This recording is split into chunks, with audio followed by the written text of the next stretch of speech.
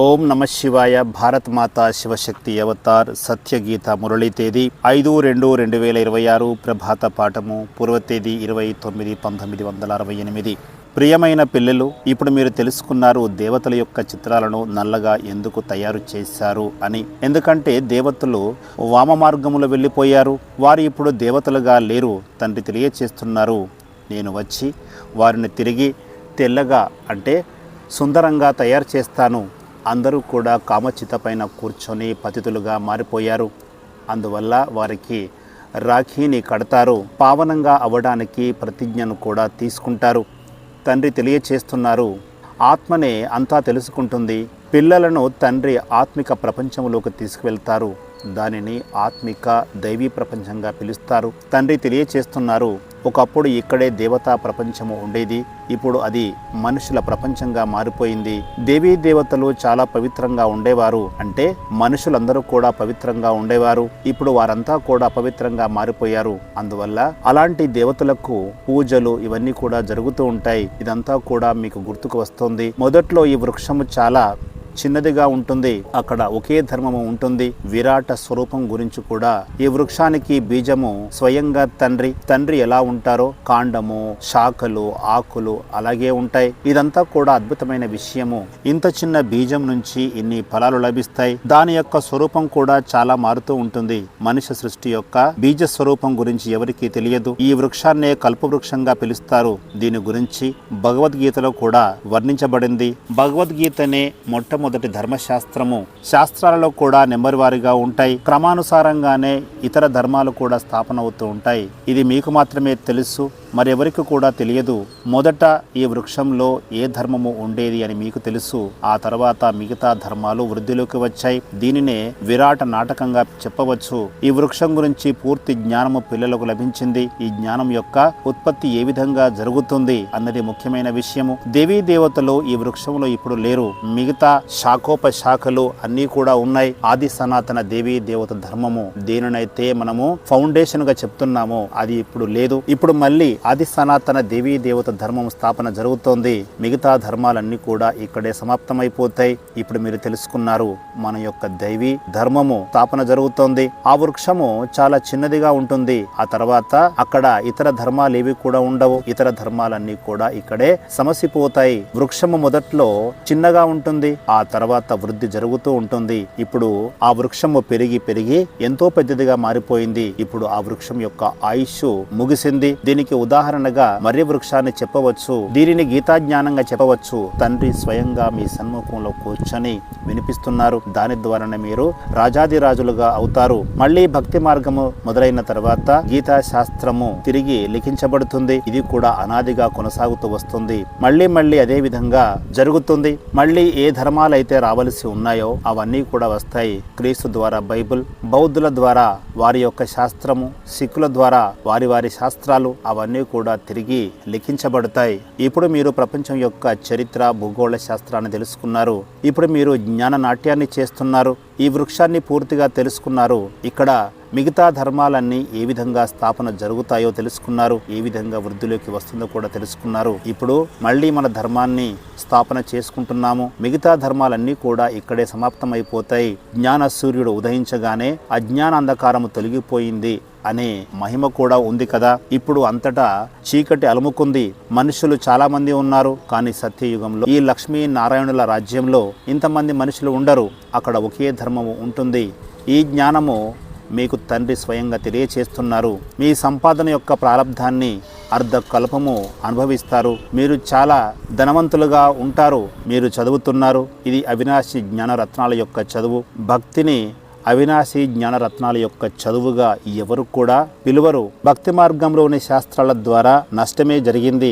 వాటిని రత్నాలుగా పిలువరు. ఇక్కడ జ్ఞాన రత్నాలు సాగరుడైన తండ్రి ద్వారా మనకు లభిస్తున్నాయి. మిగతాదంతా కూడా భక్తికి సంబంధించిన సామాగ్రి. భక్తి మార్గంలో మీకు ఎలాంటి లక్ష్యము ఉండదు. అక్కడ సంపాదన కూడా ఉండదు.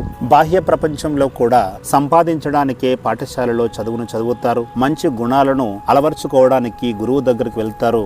ఎందుకంటే గురువు ద్వారానే గుణాలు లభిస్తాయి. కానీ అదంతా కూడా అల్పకాలానికి సంబంధించినది, ఒకే జన్మకు సంబంధించినది. కొద్దిమంది యువావస్థలో గురువుని సేవిస్తారు, కొద్దిమంది వృద్ధావస్థలో గురువుని సేవిస్తారు, కొద్దిమంది బాల్యావస్థలోనే గురువుని సేవిస్తారు, కొద్దిమంది చిన్న వయసులోనే సన్యాసాన్ని తీసుకుంటారు. కుంభమేళాలో చిన్న చిన్న వయసు గల నాగ సాధువులు కూడా వస్తారు. సతయుగంలో ఈ సంప్రదాయాలు అక్కడ ఉండవు. పిల్లలు, ఇప్పుడు మీరంతా కూడా తెలుసుకున్నారు. రచయిత రచన యొక్క ఆది మధ్య అంత్యాల గురించి మీరు తెలుసుకున్నారు. కానీ భక్తి మార్గంలో కల్పం యొక్క ఆయుష్ను పెద్దదిగా చేసి చూపించారు. ఈశ్వరుడిని సర్వవ్యాపిగా చెప్పారు. వారికి జ్ఞానము గురించి ఏమీ తెలియదు. తండ్రి వచ్చి అజ్ఞానపు నిద్ర నుంచి అందరిని మేల్కొల్పుతున్నారు. ఇప్పుడు మీరు జ్ఞానాన్ని స్వీకరించాలి, మీ యొక్క బ్యాటరీని నింపుకోవాలి. ఈ జ్ఞానం ద్వారానే మీకు లాభము ఉంది. ఈ జ్ఞానం ద్వారానే మీకు సంపాదన కలుగుతుంది. నష్టం జరిగే సమయము పూర్తయిన తర్వాత తండ్రి వచ్చి సంపాదన గురించి తెలియచేస్తారు. ముక్తిలోకి వెళ్ళడము కూడా సంపాదన కిందకే లెక్క వస్తుంది.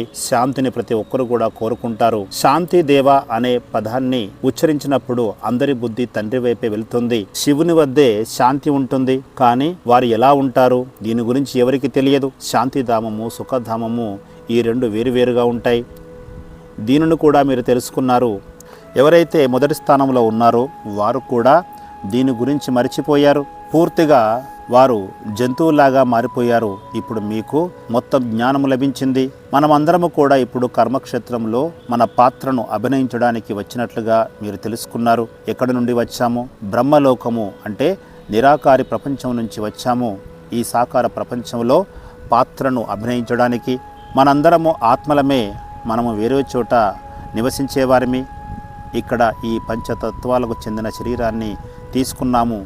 ఆత్మనే చెబుతోంది, నేను శాంతిధామములో ఉండేవారిని, నా పాత్రను అభినయించడానికి మాత్రమే ఇక్కడికి వచ్చాను అని ఆత్మ తెలియచేస్తూ ఉంటుంది. ఆత్మకు శరీరము లభించినప్పుడే మాట్లాడుతుంది. మనమందరము కూడా చైతన్య పాత్రధారులము. మాకు డ్రామా యొక్క ఆది మధ్య అంతిమాల గురించి తెలియదు అని మీరు ఎవరు కూడా చెప్పలేరు. మీరన్నీ కూడా తెలుసుకున్నారు. తండ్రిని తెలుసుకున్నారు, ఇంటిని తెలుసుకున్నారు, మీ యొక్క స్వస్వరూపాన్ని కూడా తెలుసుకున్నారు. ఇంతకు ముందు మీకు తెలిసేది కాదు. ఆత్మ ఏ విధంగా 84 జన్మచరాన్ని పూర్తి చేసిందో తెలుసుకున్నారు. మీకన్నీ కూడా ఇప్పుడు జ్ఞప్తిలోకి వచ్చాయి. ఇంతకు ముందు మీకు ఏది కూడా గుర్తులేదు. ఇంతకు ముందు తమోప్రధానమైన రాతి సమానమైన బుద్ధి ఉండేది. శాస్త్రాలలో చాలా గొప్పలు చెప్పుకున్నారు. కల్పిత విషయాలను చదివిస్తారు. దాని ద్వారా చదివిన వారు కూడా అసత్యంగా మారిపోతారు. ఇప్పుడు తండ్రి వచ్చి సత్యాన్ని తెలియచేస్తున్నారు. దాని ద్వారా మీరు సత్యమైన ఖండానికి అధిపతులుగా అవుతారు. సత్యమైన ఖండాన్ని సత్యంగా చెప్పవచ్చు. దేవతలందరూ కూడా సత్యమే మాట్లాడతారు. తండ్రి మనందరినీ సత్యంగా తయారు చేస్తున్నారు. వారి మహిమను కూడా చూడండి. వారి మహిమ వల్ల మీకు కూడా ప్రయోజనం కలుగుతుంది. ఈ వృక్షం యొక్క ఆది మధ్య అంతిమాల గురించి శివ పరమాత్మనికే తెలుసు. సత్యమైన తండ్రి మనకు తెలియచేస్తున్నారు. వారి ద్వారానే మీరు కూడా సత్యంగా తయారవుతారు. ఇక్కడ సత్యమైన ఖండము స్థాపన జరుగుతుంది. భారతమే ఒకప్పుడు సత్యమైన ఖండంగా ఉండేది. మొదటి స్థానంలో ఉండే తీర్థస్థానంగా ఈ భారతావని ఉండేది. అందరికీ సద్గతిని ఇచ్చేవారు తండ్రి మాత్రమే. వారు భారతదేశంలోనే వస్తారు. ఒకే ధర్మం యొక్క స్థాపనను చేసి అనేక ధర్మాలను ఇక్కడే సమాప్తం చేస్తారు. తండ్రి తెలియచేస్తున్నారు, సూక్ష్మవతనంలో ఏమీ ఉండదు. అదంతా కూడా సాక్షాత్కారానికి సంబంధించిన విషయము. భక్తి మార్గంలో సాక్షాత్కారాలు జరుగుతూ ఉంటాయి. సాక్షాత్కారాలు జరగకపోతే ఇన్ని దేవాలయాలు, ఇంత పూజా సామాగ్రి ఎక్కడి నుంచి వస్తుంది? సాక్షాత్కారాలు జరుగుతూ ఉంటాయి. దేవీ దేవతలు చైతన్యంలో ఉన్నారని కూడా వారు గ్రహిస్తారు. భక్తి మార్గంలో నిర్మించబడిన దేవాలయాలు తిరిగి మళ్ళీ నిర్మించబడతాయి. ఈ చక్రము ఇలాగే కొనసాగుతూ ఉంటుంది. జ్ఞానము, భక్తి ఈ యొక్క ఆట కొనసాగుతూనే ఉంటుంది. మాట మాత్రంగా చాలా మంది అంటారు జ్ఞానము, భక్తి, వైరాగ్యము. కానీ వీటి గురించి వివరంగా ఎవరికి తెలియదు. తండ్రి కూర్చొని తెలియచేస్తున్నారు. జ్ఞానాన్ని పగలుగా చెబితే భక్తిని రాత్రిగా చెప్తారు. వైరాగ్యం కూడా రాత్రిలోనే వస్తుంది. ఆ తర్వాత పగలు వస్తుంది. అంటే భక్తి నుంచి వైరాగ్యము కలుగుతుంది. భక్తి మార్గంలో చాలా దుఃఖం లభిస్తుంది. దానినే వైరాగ్యంగా చెప్పవచ్చు. సుఖం నుంచి ఎవరికి కూడా వైరాగ్యము కలగదు. సుఖాన్ని ఎవరు కూడా త్యాగం చేయరు. సన్యాసులు కూడా దుఃఖము కారణంగానే చాలా మంది సన్యాసాన్ని స్వీకరిస్తారు. భార్యను నాగినిగా భావించి వదిలి వెళ్ళిపోతారు. పవిత్రతలోనే సుఖము ఉందని వారందరూ కూడా భావిస్తారు. కానీ ఈ రోజుల్లో సన్యాసులు చూడండి ఎంతో ధనవంతులుగా మారుతున్నారు. ఎందుకంటే సంపద ద్వారానే సుఖము లభిస్తుందని వారు భావిస్తున్నారు.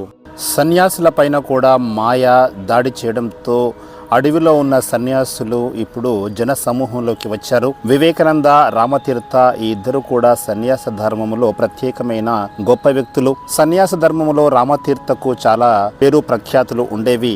భక్తి మార్గం గురించి తెలియచేయడంలో వివేకానంద స్వామి ముందు వరుసలో ఉండేవారు. ఈ ఇద్దరికి కూడా పుస్తకాలు ఉన్నాయి. వీరు పుస్తకాలు రాసేటప్పుడు చాలా ఏకాగ్రంగా కూర్చొని రాసేవారు. రామతీర్థ తన యొక్క పుస్తకాన్ని రాస్తున్నప్పుడు శిష్యులను కూడా దూరంగా ఉంచి పుస్తకాన్ని రాసేవారు. రామతీర్థ చాలా గొప్ప సన్యాసి. వారికి చాలా పేరు ప్రఖ్యాతులు కూడా ఉన్నాయి. భార్యను తల్లిగా సంబోధించవలసిన అవసరం లేదు అని ఇక్కడ మనకి పరంపిత పరమాత్మ తెలియచేస్తున్నారు. తండ్రి తెలియచేస్తున్నారు, వారిని మీ సోదరిగా భావించవచ్చు. ఎందుకంటే ఆత్మలందరూ కూడా పరస్పరము సోదరులుగా అవుతారు. సన్యాసుల యొక్క విషయము విభిన్నమైనది.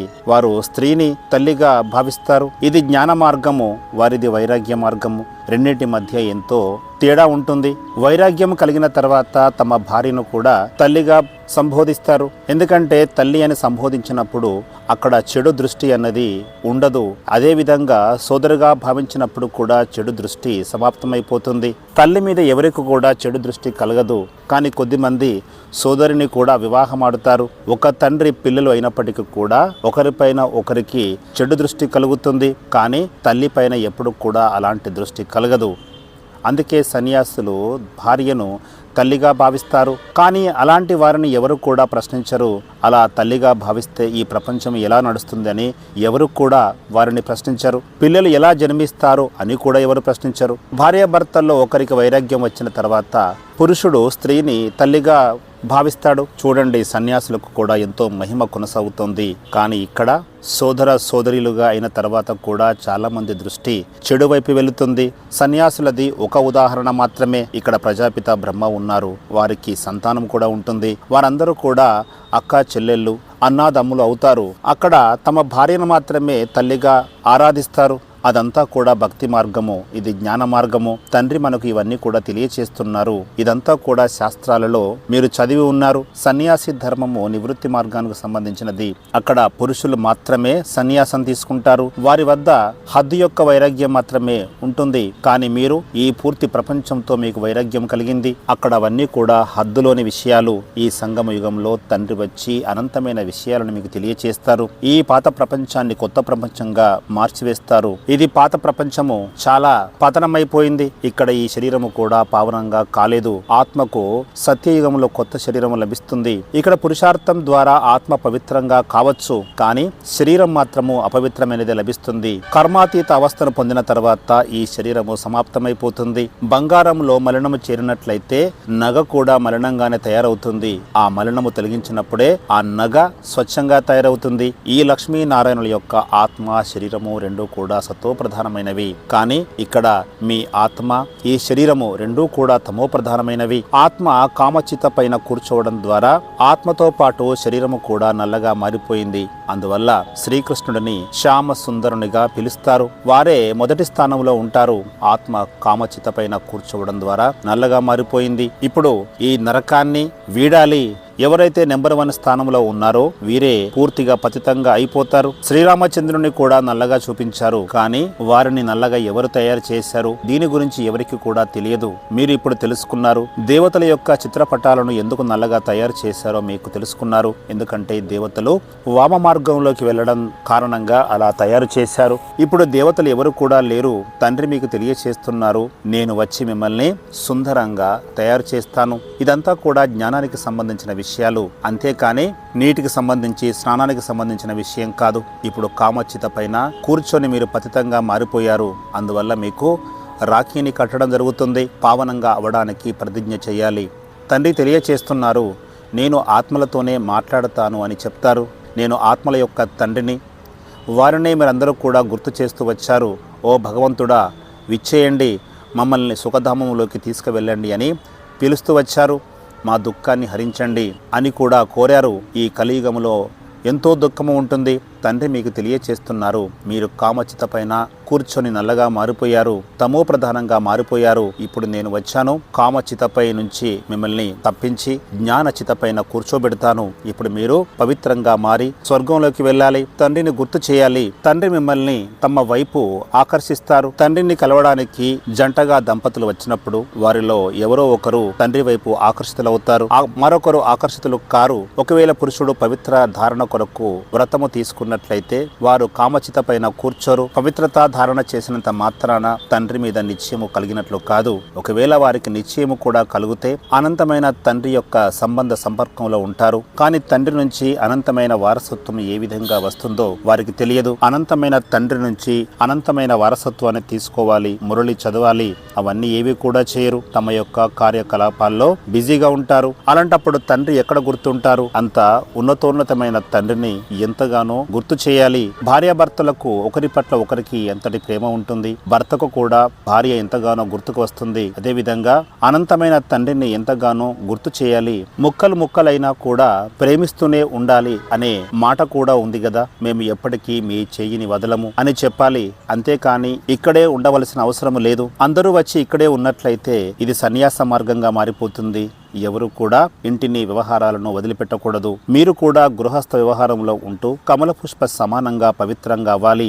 ఇక్కడ కూడా మొదట్లో బట్టి జరిగేది. ఇంతమంది భట్టిలో తయారయ్యారు. ఇప్పుడు ఆ బట్టి చాలా విస్తరించనుంది. తండ్రి వారిగా అయ్యి సేవ చేయనట్లయితే దాసదాసులుగా అవుతారు. మొదట్లో దాసదాసులుగా జన్మించినప్పటికీ అంతిమ కాలంలో వారికి కూడా రాజ్యభాగ్యం లభిస్తుంది. ఇక్కడ ఉండే వారందరూ కూడా ధారణ చేయాలి. ప్రజల నుంచి ఎవరు కూడా రాజులుగా కాలేరు. బయటి వారెప్పుడు కూడా ఉన్నతమైన స్థానాన్ని పొందలేరు. వల్లభాచార్యుడు కూడా బయటి వారిని లోపటికి రానిచ్చేవారు కాదు. ఇదంతా అర్థం చేసుకోవాల్సిన విషయాలు. ఈ గీతా జ్ఞానం కూడా సెకను కాలానికి సంబంధించినదే. తండ్రిని ఎందుకు జ్ఞానసాగరులుగా పిలుస్తారు? ఎందుకంటే వారు నిరంతరము అర్థం చేయిస్తూనే ఉంటారు. అంతిమ కాలం వరకు కూడా వారు మనకు తెలియచేస్తూనే ఉంటారు. ఎప్పుడైతే రాజధాని స్థాపన జరుగుతుందో, ఎప్పుడైతే మీరు కర్మాతీత అవస్థను పొందుతారో అప్పుడే ఈ జ్ఞానము సంపూర్ణమవుతుంది. ఈ జ్ఞానము సెకను కాలానికి సంబంధించినదే, కానీ దీనిని విస్తారంగా తెలియచేయడం జరుగుతుంది. జన్మనిచ్చిన తండ్రి ద్వారా హద్దు యొక్క వారసత్వం లభిస్తుంది. ఇక్కడ అనంతమైన తండ్రి ద్వారా అనంతమైన వారసత్వము అంటే విశ్వానికి అధిపతిగా అవుతారు. మీరు సుఖధామంలోకి వెళుతారు. మిగతా వారంతా కూడా శాంతిధామంలోకి వెళ్ళిపోతారు. స్వర్గంలో మీకు అపారమైన సుఖము ఉంటుంది. ఇలాంటి గౌరవం లభిస్తుంది. తండ్రి వచ్చారు కొత్త ప్రపంచాన్ని స్థాపన చేయడానికి. రాజయోగ చదువు ద్వారా మీ అందరినీ విశ్వానికి అధిపతులుగా తయారు చేస్తున్నారు. మంచిది. మధురాతి మధురమైన పిల్లలకు ప్రియ స్మృతులు, గుడ్ మార్నింగ్ మరియు నమస్తే. వరదానము మాయాజీత్ భవ. ఒకే శబ్దం ద్వారా మాయను మూర్ఛితులుగా చేయండి. ఆ శబ్దం ఏమిటి? బాబా, తండ్రి. ఎక్కడైతే స్వయంగా పరమాత్మ తండ్రి ఉంటారో అక్కడ మాయ నిలవజాలదు. తండ్రిని మర్చిపోతే అన్నింటినీ మర్చిపోయినట్లే. ఈ సాధన సహజమైనది, కానీ ఈ సాధనను నిరంతరము చేయగలిగే పద్ధతి తెలుసుండాలి. తండ్రిని ఎప్పుడూ గుర్తుంచుకోవాలి. ఎప్పుడైతే నా తండ్రి అనే మాట వస్తుందో మాయ అక్కడి నుంచి పారిపోతుంది. ఇలా చేస్తున్నట్లయితే మీరు సహజంగా మాయాజీతులుగా అవుతారు. ఓం నమః శివాయ.